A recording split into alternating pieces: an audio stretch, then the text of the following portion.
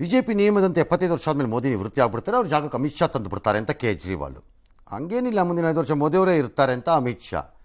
ಆದರೂ ಯಾರು ಬಿಡ್ತಾ ಇಲ್ಲ, ಅವ್ರನ್ನ ಸೈಡ್ ಲೈನ್ ಮಾಡೋಕ್ಕೆ. ಅಡ್ವಾಣಿಲೆಲ್ಲ ತೆಗೆದಿರಲಿಲ್ವ, ಹಂಗೆ ಇವ್ರನ್ನೂ ತೆಗೆದು ಬಿಡ್ತಾರೆ. ಯಾರು ಉತ್ತರಾಧಿಕಾರಿ ನಿಮ್ಮದು ಅಂತ ಕೇಜ್ರಿವಾಲ್ ಕತೆ ಸರಿ.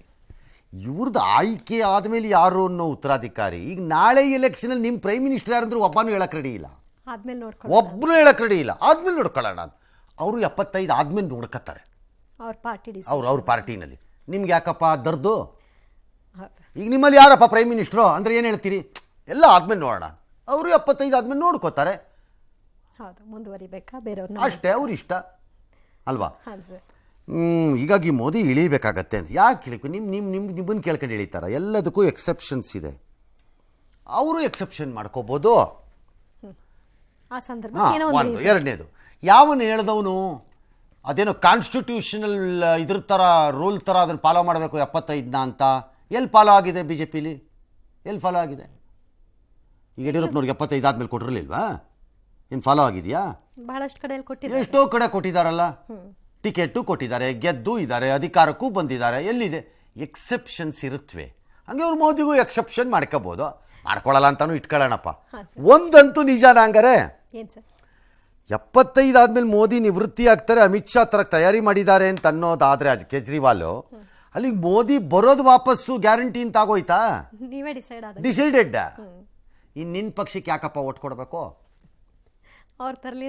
ಕಾಮನ್ ಸೆನ್ಸ್ ಅಲ್ವಾ? ಈಗ 75 ಆದ ಮೇಲೆ ಮೋದಿ ಬಿಟ್ಬಿಡ್ತಾರೆ, ಅಮಿತ್ ಶಾ ಬಂದ್ಬಿಡ್ತಾರೆ ಅಂತ ಅನ್ನೋದಿದೆ. ಅಲ್ಲಿಗೆ ಮೋದಿ ಬರೋದು ಗ್ಯಾರಂಟಿ ಆಯ್ತು ಕೇಜ್ರಿವಾಲ್ ಪ್ರಕಾರನೇ. ಪರೋಕ್ಷವಾಗಿ ಹೇಳ್ದಂಗೆ ಇನ್ನೇನು ಮತ್ತೆ? ಭಾಳ ಸಿಂಪಲ್ಲು. ಆ BJPನವರು ಅಷ್ಟೇ ಏನು ಹೇಳಿದ್ದನ್ನು ಫಾಲೋ ಮಾಡಿದ್ದಾರೆ ಅಂತ ಇಲ್ಲ. ಅಟ್ಲಿ ಒಂದು ಯಾವುದೋ ಒಂದು 26 ಕೇಸಲ್ಲೋ 16 ಕೇಸಲ್ಲೋ ಮಾಡಿರ್ಬೇಕು ಫಾಲೋ. ಈ ಕೆಲವು ಅಪೋಸಿಷನ್ ಪಾರ್ಟಿಗಳಲ್ಲಿ 99 ಆದರೂ ಬಿಟ್ಕೊಡಲ್ಲ ಅಂತಿರಲ್ರಪ್ಪ ಕೆಲವರು. 75 ಹಾಳಾಗುವಲ್ಲಿ 99 ಆದ್ರೂ ವೈ ನಾಟ್ ಟಿಲ್ 104 ಅನ್ನೋ ಲೆವೆಲಲ್ಲಿ ಇದ್ದೀರಿ ನೀವು. ಹಾಕ್ರಪ್ಪ ರೂಲು, ಎಲ್ಲ ಸೇರ್ಕೊಂಡು ಹಾಕ್ಬಿಡಿ ರೂಲ್, ನೋಡೋಣ ಯಾರು 75 ಆದ್ಮೇಲೆ ಕಂಟೆಸ್ಟ್ ಮಾಡೋಂಗಿಲ್ಲ ಅಂತ ಹಾಕಿ ರೂಲ್ ನೋಡೋಣ. ಬರೀ ಈ ಥರ ಇನ್ನೊಬ್ರಿಗೆ ಪರ್ಚಿ ಮಜಾ ನೋಡೋದೆ. ಎಸ್, ದೇಶದಲ್ಲಿ 4ನೇ ಹಂತದ ಲೋಕಸಮರ ಮುಗಿದಿದೆ. 10 ರಾಜ್ಯಗಳ 96 ಕ್ಷೇತ್ರಗಳಲ್ಲಿ 5 ಗಂಟೆ ಹೊತ್ತಿಗೆ 62% ಮತದಾನ ಆಗಿದೆ. ತೆಲಂಗಾಣದಲ್ಲಿ 62, ಆಂಧ್ರದಲ್ಲಿ 68, ಉತ್ತರ ಪ್ರದೇಶದಲ್ಲಿ 56, ಮಹಾರಾಷ್ಟ್ರದಲ್ಲಿ 52, ಪಶ್ಚಿಮ ಬಂಗಾಳದಲ್ಲಿ 76, ಮಧ್ಯಪ್ರದೇಶದಲ್ಲಿ 68, ಬಿಹಾರದಲ್ಲಿ 54, ಒಡಿಶಾದಲ್ಲಿ 63, ಜಾರ್ಖಂಡ್ನಲ್ಲಿ 63, ಜಮ್ಮು ಕಾಶ್ಮೀರದಲ್ಲಿ 36% ಮತದಾನ ನಡೆಯಿತು. ಕೇಂದ್ರ ಸಚಿವರಾದ ನಿತ್ಯಾನಂದ ರೈ, ಅಜಯ್ ಮಿಶ್ರಾ, ಮಾಜಿ ಸಿಎಂ ಅಖಿಲೇಶ್ ಯಾದವ್, ಅಧೀರ್ ರಂಜನ್ ಚೌಧರಿ, ಮಹುವಾ ಮೊಹಿತ್ರಾ, ಮಾಜಿ ಕ್ರಿಕೆಟಿಗ ಯೂಸಫ್ ಪಠಾಣ್, ನಟ ಶತ್ರುಘ್ನ ಸಿನ್ಹಾ, ಅಸಾದುದ್ದೀನ್ ಓವೈಸಿ, ಮಾಧವಿ ಲತಾ ಸೇರಿ 1717 ಅಭ್ಯರ್ಥಿಗಳ ಭವಿಷ್ಯ ಮತಯಂತ್ರ ಸೇರಿದೆ. ಇದೇ ವೇಳೆ ಆಂಧ್ರ, ಒಡಿಶಾ ವಿಧಾನಸಭೆಗಳಿಗೂ ಕೂಡ ಚುನಾವಣೆ ನಡೆಯಿತು. ಆಂಧ್ರದಲ್ಲಿ 68%, ಒಡಿಶಾದಲ್ಲಿ 63% ಮತದಾನ ಆಯಿತು. ಆಯಾ ಮತಕ್ಷೇತ್ರಗಳಲ್ಲಿ ಪ್ರಮುಖರು ಮತವನ್ನು ಚಲಾಯಿಸಿದರು.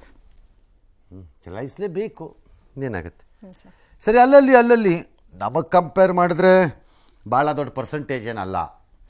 ನಾವು ಓವರ್ ಆಲ್ 70% ಹೋಗಿರೋರು ನಾವು, ಎಕ್ಸೆಪ್ಟ್ ಪಶ್ಚಿಮ ಬಂಗಾಳ ನಮ್ಮನ್ನು ಮೀರಿದ್ದಾರೆ ಅವರು. ಮತ್ತು ಮಧ್ಯಪ್ರದೇಶ 10ಕ್ಕೂ ಬಂದಿದ್ದಾರೆ. ಮಿಕ್ಕವರೆಲ್ಲ ವೇಸ್ಟ್ ಬಾಡಿಗಳೇ, ಎಲ್ಲ ವೇಸ್ಟ್ ಬಾಡಿಗಳು.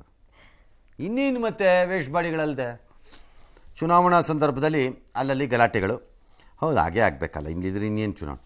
ಲೈನಲ್ಲಿ ಬನ್ನಿ ಅಂತ ತೆನಾಲಿನಲ್ಲಿ ಮತದಾರರೊಬ್ಬರು YSR ಶಾಸಕ ಯಾರೋ ಶಿವಕುಮಾರ್ ಅನ್ನೋರಿಗೆ ಹೇಳಿದ್ದಾರೆ. ಅಲ್ಲಿ ಶಾಸಕರು ಬಂದಿದ್ದಾರೆ, ಇವರೇನು ಅಂದ್ಕೊಂಡಿದ್ದಾರೆ, ಅವ್ರು ಯಾರೋ ವೋಟರ್ ಇರಬೇಕು ಅಂದ್ಬಿಟ್ಟು ನೀವು ಲೈನಲ್ಲಿ ಬರಬಾರ್ದು ಅಂದಿದ್ದಾರೆ. ಇಮಿಡಿಯೇಟ್ಲಿ ಆ ಶಾಸಕ ಹೋಗಿ ಅವ್ರಿಗೆ ಹೊಡೆದಿದ್ದಾರೆ. ಅವ್ರು ನನಗೆ ಕೈಯ ಹೊಡಿತೀಯ ಅಂತ ಅವರು ಕೊಟ್ಟರು ತಿರುಗಿಸಿ ಒಂದಿನ. ಇನ್ನೇನು ಮಾಡಬೇಕಾಗಿತ್ತು? ಬುರುಡೆ ಹೊಡೆದಾಕ್ಬೇಕಾಗಿತ್ತು MLAಗೆ. ಎಂಥ ದಿಮಾಕು ಮತ್ತು ಕೊಬ್ಬಿನ ಗಿರಾಕಿ ಅವನು. ಲೈನಲ್ಲಿ ಬಂದಿದ್ದಾರೆ ಅಂದ ತಕ್ಷಣ ಹೇಳಬೇಕಪ್ಪ, ಸಾರಿ ನಾನು MLA ಇದ್ದೀನಿ, ನಾನು 100 ಬೂತ್ಗಳನ್ನು ಹೋಗಿ ನೋಡಬೇಕಾಗಿದೆಯಪ್ಪ, ಪ್ಲೀಸ್ ಸಾರಿ ಅಂತಿದ್ರೆ ಆಗಿತ್ತಪ್ಪ, ಮುಗೀತಿತ್ತು. ಏನು ಮೇಲಿಂದ ಇಳಿದು ಬಂದುಬಿಟ್ಟಿದ್ದಾನೆ ಇವನು, ತಿರುಪತಿ ತಿಮ್ಮಪ್ಪಂದು ವಂಶಸ್ಥ. ಇವ್ರನ್ನ ಆಯ್ಕೆ ಮಾಡಕ್ಕೆ ಜನ ಕ್ಯೂಲ್ ಬರಬೇಕಂತ ಇವನು ಮಹಾರಾಜನ್ ಥರ ಬಿಡಬೇಕಾಗಿತ್ತು, ಹಲ್ಲು ದುರಿಸ್ಬೇಕಾಗಿತ್ತು. ಬಟ್ ಅವನಿಗೆ ಅವ್ನು ಬೆಂಬಲಿಗರೇ ಹೊಡೆದಿದ್ದಾರೆ. ಎಲ್ಲರನ್ನೂ ಅರೆಸ್ಟ್ ಮಾಡಿ ಒಳಗಾಕಬೇಕು, ಕೈಕಾಲು ಮುರಿದು. ಕೊಬ್ಬು ನೋಡು ಯಾವ ಲೆವೆಲ್ಗಿದೆ ಅಂತ ಪೊಲಿಟಿಕಲಲ್ಲಿ ಇದ್ದ ತಕ್ಷಣ. ಆದರೆ ಎಲೆಕ್ಷನ್ ಕಮಿಷನ್ ಅದನ್ನು ಗಂಭೀರವಾಗಿ ಪರಿಗಣಿಸಿ ಮತದಾನ ಮುಗಿಯೋವರೆಗೂ ಗೃಹ ಬಂಧನದಲ್ಲಿ ಇರಿಸಿತ್ತಂತೆ. ಏನು ಪ್ರಯೋಜನ ಇಲ್ಲ, ಕೇಸ್ ಹಾಕಿ ಬುರುಡೆ ಹೊಡೆದಾಕ್ಬೇಕು ಅವ್ರಿಗೆ, ಆ MLAಗೆ ಸಿಕ್ಕಲ್ಲಿ ಹೊಡಿಬೇಕು ಅವ್ರಿಗೆ.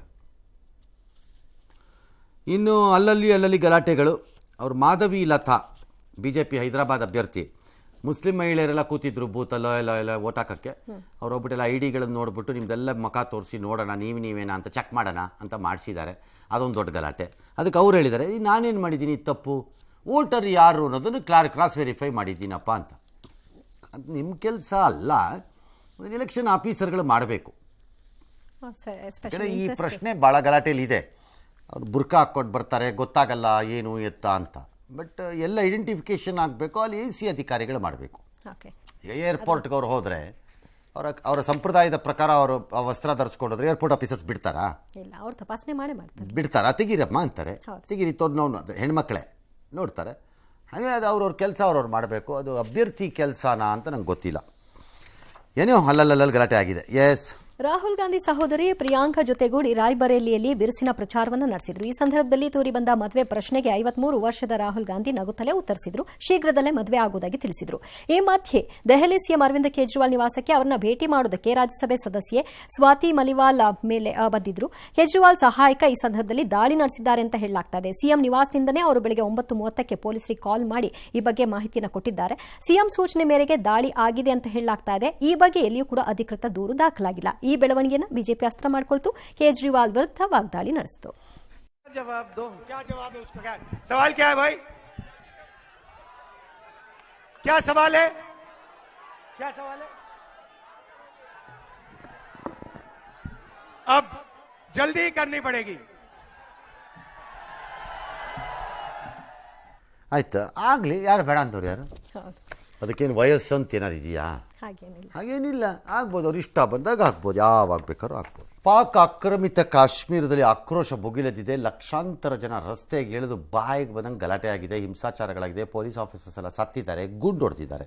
ಕಾರಣ ಬಹಳ ಸರಳ, ಇಲ್ಲಿ ಬದುಕು ಮಾಡೋಕ್ಕಾಗಲ್ಲ, ಆಟ ಈ ರೇಟಲ್ಲಿ ಕೊಟ್ಟು ತಿನ್ನೋಕ್ಕಾಗಲ್ಲ.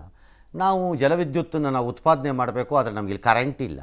ನಮ್ಗೆ ಯಾಕೆ ಈ ಸವಾಸ ಅಂತ ಬಹುಜನರ ಆಸೆ. ನಾವು ಭಾರತ ಜೊತೆ ಹೋಗ್ಬಿಡ್ತೀವಿ ಅಂತ ಕೆಲವರ ಆಸೆ. ಈ ಪ್ರೊಟೆಸ್ಟ್ನಲ್ಲಿ ಭಾರತದ ಬಾವುಟವನ್ನು ಅದೇ ಮಾಡಿದ್ದಾರೆ ಎಲ್ಲ. ಈಗೇನೋ ಪಾಕಿಸ್ತಾನದ ಕೇಂದ್ರ ಸರ್ಕಾರ 23 ಬಿಲಿಯನ್ ಪರಿಹಾರ. ಬಿಲಿಯನ್ ಅಂದರೆ ಡಾಲರ್ ಪಾಲರ್ ಅಲ್ಲ, ಅವ್ರ ಕರೆನ್ಸಿಲಿ ಇರಬೇಕದು. ಪಾಕಿಸ್ತಾನದ ಹತ್ರ 23 ಬಿಲಿಯನ್ ಬೇರೆ ಕೇಡು. 2 ಇದ್ದಿದ್ದು ಸಾಕಾಗಿತ್ತು, 3 ಇದ್ದಿದ್ರು ಸಾಕಾಗಿತ್ತು. ಅದಕ್ಕೋಗಿ ಭಿಕ್ಷೆಗೆ ನಿಂತ್ಕೊಳ್ಳೋರಿಗೆ 23 ಬಿಲಿಯನ್ ಅಂತ ಅವ್ರ ತಲೆ.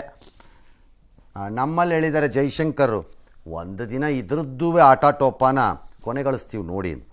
ಎಸ್, ರಾಜ್ಯದಲ್ಲಿ ಮುಂಗಾರು ಪೂರ್ವ ಮಳೆ ಅಬ್ಬರ ಮುಂದುವರೆದಿದೆ. ತಾಪಮಾನ ಕಡಿಮೆಯಾಗಿದೆ, ಆದರೆ ವರ್ಣನ ಆರ್ಭಟದಿಂದ ಸಾಕಷ್ಟು ಅವಾಂತರ ಕೂಡ ಆಯಿತು. ಇಂದು ಸಂಜೆ ಬೆಂಗಳೂರಿನ ವೈಟ್ಫೀಲ್ಡ್ ಸೇರಿ ಹಲವೆಡೆ ಮಳೆಯಾಗಿದೆ. ತಡರಾತ್ರಿ ಮಳೆಗೆ ಬೆಂಗಳೂರು ಎಂದಿನಂತೆ ತತ್ತರಿಸಿದೆ. ಚಿಕ್ಕಮಗಳೂರಿನಲ್ಲಿ ಮಳೆಯಿಂದ ರಸ್ತೆ ಕಾಣದೆ ಟಿಟಿ ವಾಹನ ವಿದ್ಯುತ್ ಕಂಬಕ್ಕೆ ಡಿಕ್ಕಿ ಹೊಡೆಯಿತು. ತುಮಕೂರಿನಲ್ಲಿ ಮಳೆ ಗಾಳಿ ರಭಸಕ್ಕೆ ಕಾರು ಪಲ್ಟಿಯಾಗಿದೆ. ಅದೃಷ್ಟವಶಾತ್ ಯಾರಿಗೇನೂ ಆಗಿಲ್ಲ. ರಾಯಚೂರಿನಲ್ಲಿ ಎಪಿಎಂಸಿಯಲ್ಲಿ ರೈತರು ಮಾರಾಟಕ್ಕೆ ತಂದಿದ್ದಂತಹ ಭತ್ತದ ರಾಶಿ ನೀರು ಪಾಲಾಗಿದೆ. ಪಿರಿಯಾಪಟ್ಟಣದಲ್ಲಿ ಮಳೆ ಬಿದ್ದ ಧಾಟಿಗೆ ಹೊಲ ಗದ್ದೆಗಳೆಲ್ಲ ಜಲಮಯವಾಗಿದೆ. ರಸ್ತೆಗೆ ಲೈಟ್ ಕಂಬ ಬಿದ್ದು ಗಂಟೆಗಟ್ಟಲೆ ಸವಾರರು ಪರದಾಡಿದ್ದಾರೆ. ಹೊಳೆನರಸೀಪುರದಲ್ಲಿ ಮರ ಬಿದ್ದು 3 ಗಾಯಗೊಂಡಿದ್ದಾರೆ. ಬೈಕ್ಗಳು ಜಖಮಾಗಿವೆ. ಆಲ್ ರೈಟ್, ಇಂತಹ ಸ್ಥಿತಿ ಮುಂಬೈಗೂ ಬಂದಿದೆ. ಅಂದರೆ ಬೇರೆ ರಾಜ್ಯಗಳಲ್ಲಿ ನೋಡಿದ್ರೆ ಬಿರುಗಾಳಿ ಸಹಿತ ಆಗಿದೆ. ಮುಂಬೈ ಏರ್ಪೋರ್ಟು ಕೆಲ ಹೊತ್ತು ತಾತ್ಕಾಲಿಕವಾಗಿ ಬಂದ್ ಕೂಡ ಮಾಡಿದ್ರು, ಆಮೇಲೆ ಮತ್ತೆ ಟೇಕ್ ಆಫ್ ಎಲ್ಲ ಮಾಡಿದ್ದಾರೆ. 15 ವಿಮಾನಗಳನ್ನು ಬೇರೆ ಕಡೆ ಕಳಿಸ್ಕೊಟ್ಟಿದ್ದಾರೆ. ಘಾಟ್ಕೋಪರ್ನಲ್ಲಿ ಒಂದು ಬೃಹತ್ ಹೋರ್ಡಿಂಗ್ ಒಂದು ಪೆಟ್ರೋಲ್ ಪಂಪ್ ಮೇಲೆ ಬಿದ್ದೋಗ್ಬಿಟ್ಟಿದೆ.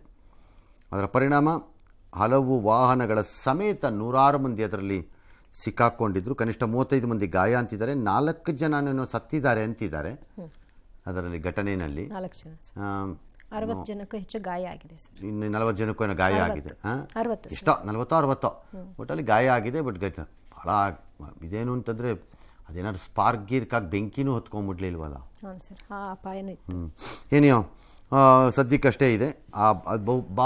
ಮುಂಬೈನ ಬಹುಭಾಗಗಳಲ್ಲಿ ಮಳೆಯಾಗಿರೋ ಪರಿಣಾಮ ಭಾಳ ಕಡೆ ಎಲ್ಲ ನೀರು ಉಕ್ಕಿ ಹರಿತಾ ಇದೆ. ಉತ್ತರ ಭಾರತದ ಹಲವೆಡೆಗಳಲ್ಲಿ ಕೂಡ ಮಳೆ ಇದೆ. ಇಂಡೋನೇಷ್ಯಾನಲ್ಲಿ ಪ್ರವಾಹ, ಅದೇ ರೀತಿ ಅಫ್ಘಾನಿಸ್ತಾನದಲ್ಲಿ ವಿಪರೀತ ಮಳೆ ಮತ್ತು ಪ್ರವಾಹ. ಸಾವಿರಾರು ಜನ ಮನೆಯೆಲ್ಲ ಕಳ್ಕೊಂಡಿದ್ದಾರೆ. ಕರ್ನಾಟಕ ರಾಜ್ಯದಲ್ಲೂ ಉತ್ತರ ಕರ್ನಾಟಕದ ಭಾಗದಲ್ಲಿ ಒಳ್ಳೆ ಮಳೆ ಆಗ್ತಾ ಇದೆ. ಉತ್ತರ ಕರ್ನಾಟಕದಲ್ಲಿ, ದಕ್ಷಿಣ ಒಳನಾಡು ಮತ್ತು ದಕ್ಷಿಣ ಒಳನಾಡು ಇದೆ. ಇನ್ನೂ 3-4 ದಿನ ಮಳೆ ಇದ್ದಂಗಿದೆ. ಬಹುತೇಕ ಕಡೆ ಗುಡುಗು, ಸಿಡಿಲು, ಮಿಂಚಿನ ಸಮೇತ ಬರುತ್ತೆ.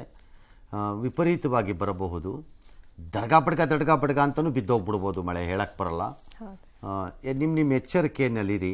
ಸ್ವಲ್ಪ ಈ ಮಳೆ ಟೈಮಲ್ಲಿ ಟ್ರಾವೆಲ್ಲು ಮತ್ತು ಮರಗಳ ಕೆಳಗೆ ಹೋಗಿ ನಿಂತ್ಕೊಳ್ಳೋದು, ಕಡೆ ಮಾಡೋದು ಇದೆಲ್ಲ ನಿಲ್ಲಿಸಿದ್ರೆ ಉತ್ತಮ. ಇನ್ನೊಂದು 4-5 ದಿನ ಆಮೇಲೆ ಸ್ಲೋ ಡೌನ್ ಆದಮೇಲೆ ಏನೋ ಮಾಡ್ಬೋದು. ಎಸ್, ಉತ್ತರ ಕೊರಿಯಾದಲ್ಲಿ ಮತ್ತೊಂದು ವಿಚಿತ್ರ ರೂಲ್ಸ್. ಮಹಿಳೆಯರು ಕೆಂಪು ಲಿಪ್ಸ್ಟಿಕ್ ಅನ್ನ ಹಾಕಬಾರದಂತೆ ಈ ಆದೇಶವನ್ನ ಕಿಮ್ ಜಾಂಗ್ ಉನ್ ಸರ್ಕಾರ ಮಾಡಿದೆ. ಬಂಡವಾಳಶಾಹಿಯ ಸಂಕೇತ ಇದು ಕಮ್ಯುನಿಸಂಗೆ ಸಂಪೂರ್ಣ ವಿರುದ್ಧ ಅನ್ನೋದು ಅವ್ರ ನಂಬಿಕೆ. ಈಗಾಗಲೇ ಉತ್ತರ ಕೊರಿಯಾದಲ್ಲಿ ಮೇಕಪ್ ಕೂಡ ನಿಷೇಧ ಆಗಿದೆ. ಇದು ಪಾಶ್ಚಾತ್ಯ ಸಂಸ್ಕೃತಿ. ಇದಕ್ಕೆಲ್ಲ ಅವಕಾಶ ಕೊಟ್ಟರೆ ಜನ ನಿಧಾನವಾಗಿ ಪಾಶ್ಚಾತ್ಯ ದೇಶಗಳ ಸಂಸ್ಕೃತಿಗೆ ಮೊರೆ ಹೋಗ್ಬಿಡ್ತಾರೆ ಅಂತ ಅವರ ಒಂದು ಹಿನ್ನೆಲೆ. ಹಾಗಾಗಿ ಪ್ರಚಾರ ಕೂಡ ಮಾಡಿದ್ದಾರಂತೆ, ಯಾರು ಮೇಕಪ್ ಮಾಡಬೇಡಿ ಅಂತ. ಕೆಂಪು ಬಂಡವಾಳಶಾಹಿ ಹೆಂಗಾಗತ್ತೆ? ಕಮ್ಯುನಿಸ್ಟಿನ ಬಣ್ಣನೇ ಕೆಂಪಲ್ವಾ? ಬಂಡವಾಳಶಾಹಿ ಹೆಂಗಾಗತ್ತದು? ಸಂಪೂರ್ಣ ವಿರುದ್ಧ ಅಂತ ಹೇಳ್ತಿದ್ದಾರೆ ಸರ್.